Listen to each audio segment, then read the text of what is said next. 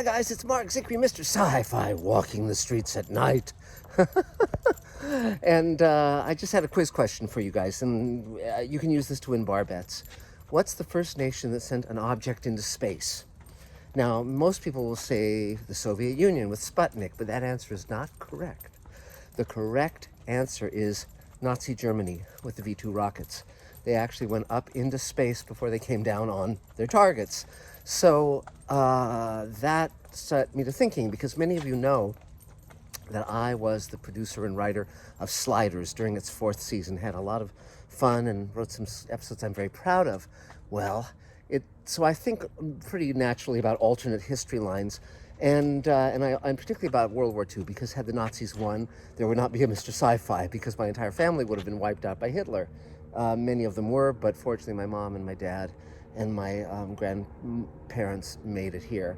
So thought was, if Wernher von Braun had been part of the Nazi war machine to its success, then he could have been the first man on the moon. He could have spearheaded the mission to Mars that would have landed him on Mars.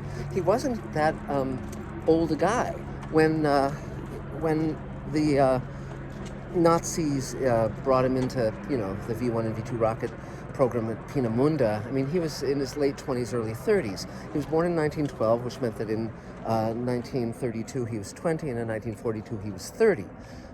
So he could have been in his 30s when the Nazis, after World War II, to claim an even greater victory for the Reich, would have continued with a moon mission and then a Mars mission, as Wernher von Braun wanted.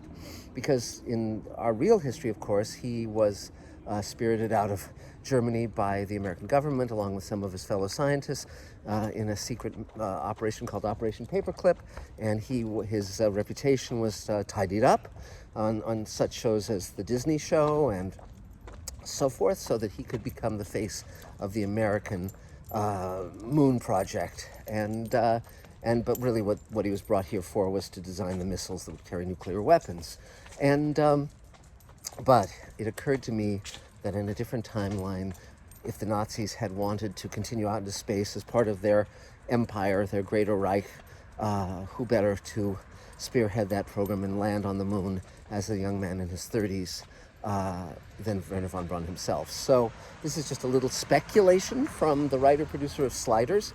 And, first Nazi on the moon, Wernher von Braun, Astronaut. These are all fun and sort of horrifying ideas, but he had enormous charm and charisma, and he was, no doubt about it, a genius. So there you go. But he did use slave labor and was responsible for the death of thousands, and he killed actually more people through the slave labor at Peenemünde building the rockets than he did actually with the V2s and V1s landing on England.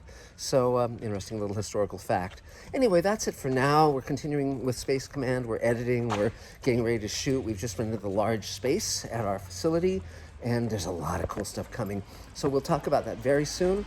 And thanks very much, guys. Take care. Bye-bye.